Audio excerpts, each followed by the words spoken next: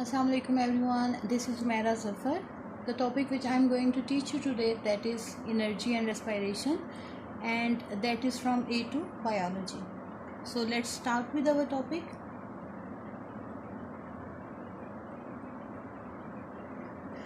So energy and respiration, right? First of all, you need to define a term, that is cellular respiration. Respiration is a process in which food is oxidized to produce carbon dioxide and water, plus it releases large amount of energy in the form of ATP. So that's the definition of respiration, and respiration occurring within the cells of organism is called cellular respiration. So what I have mentioned over here, that is the controlled transfer of energy from organic compounds in cells to ATP. So basically they are defining the process which is respiration, but the point which is new to you is controlled transfer of energy. So what does controlled transfer of energy mean, right? You need to understand this term, that what does controlled transfer of energy mean. We can explain this with the help of comparison diagram, which is shown on the screen. So you can see clearly that this diagram is basically for so this diagram is for respiration process. So we'll be discussing this diagram firstly. Cellular respiration, right? So as definition is saying that it's a controlled transfer of energy. Respiration is a multi-step process, as you can see from the diagram. It's a multi-step process, and each step is catalyzed by enzyme. Each step will be releasing energy. That energy is stored temporarily in the form of ATP. So controlled transfer of energy means it's not a single step reaction, it's a multi-step reaction, right? So each step is catalyzed or controlled by enzyme, and each step is releasing energy, and that energy is stored temporarily in the form of ATP, right? So this definition can be applied to this diagram, and you can compare this diagram to another diagram which is given on the left hand side, that is showing basically burning of glucose in air, right? That was showing cellular respiration means oxidation of glucose within the cells of organisms, and this diagram, this one, is showing burning of glucose outside the body of organisms. You can say that's shown in vivo and that's in vitro, right? So this diagram is showing burning of glucose. As you can see clearly, like this line is showing that this is a single step process. It's not like this one, like a staircase, right? So this is a single step process. Like burning of glucose is a single step process as compared to cellular respiration, which is a multi-step process.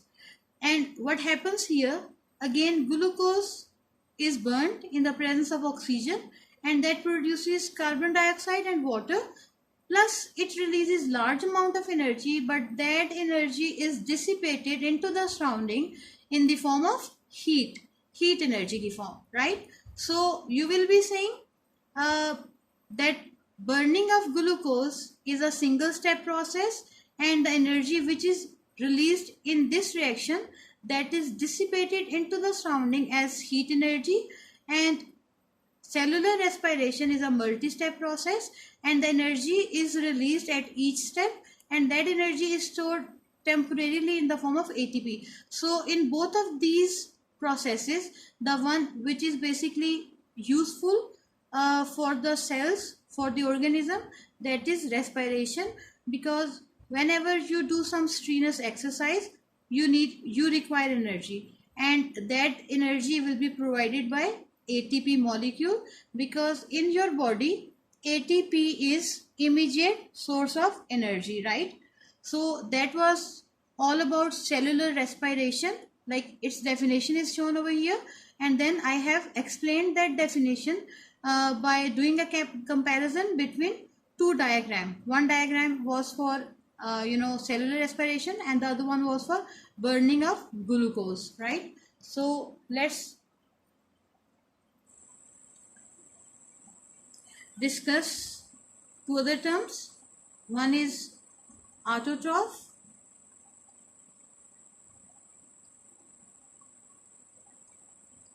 and second one is heterotroph.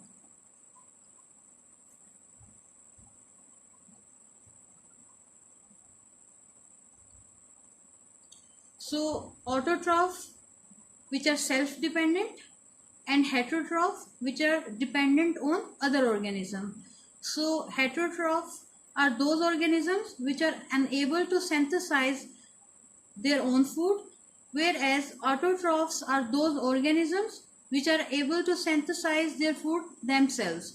So the example of autotrophs is plant, and example of heterotrophs is humans or animals, right? So autotroph, self-dependent, and heterotroph, which are dependent on other organisms, right? So if you talk about cellular respiration in autotroph or in heterotroph, so how can you define this process? Simply you will be saying, when you talk about plants, you will be saying the cellular respiration is a process which occurs within the cells of plants, and that produces carbon dioxide and water, plus it releases large amount of energy that is stored temporarily in the form of ATP, because that is the immediate source of energy. Whenever your body requires energy, that will be utilizing it from ATP by the breakdown of ATP. And heterotroph, like humans, so in our cells, again respiration process is occurring, because whenever we need energy, we require energy that is present in the form of ATP in our cells, and that ATP is formed from the released energy, and that energy was released from cellular respiration process, right? So next term which we can discuss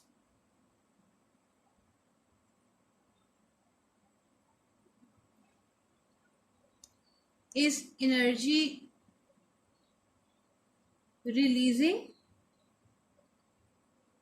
reactions. Second one, energy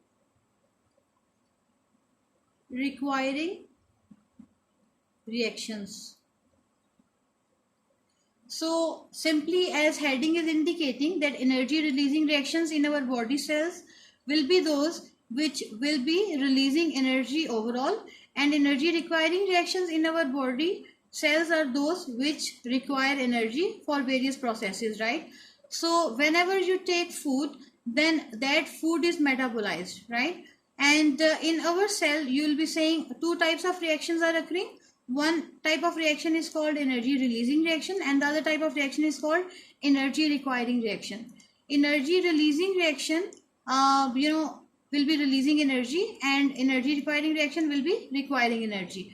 So what is the source of energy for the energy requiring reactions, and the energy which is released by energy releasing reaction, where does it go, right? So you need to understand this, that the source of energy for energy requiring reaction is what, and the energy which is released by energy releasing reaction, where does it go, right? So we'll be discussing it in the next video. So we can sum up the whole video, and the lesson which we studied today was about cellular respiration, and you defined cellular respiration is basically the controlled transfer of energy from the oxidation of organic compounds, and that releases energy in the form of ATP. And then you compared that term with the help of a diagram with another process which was burning of glucose. So in burning of glucose, you showed that's not a controlled transfer of energy, whereas in cellular respiration you showed that it was the controlled transfer of energy.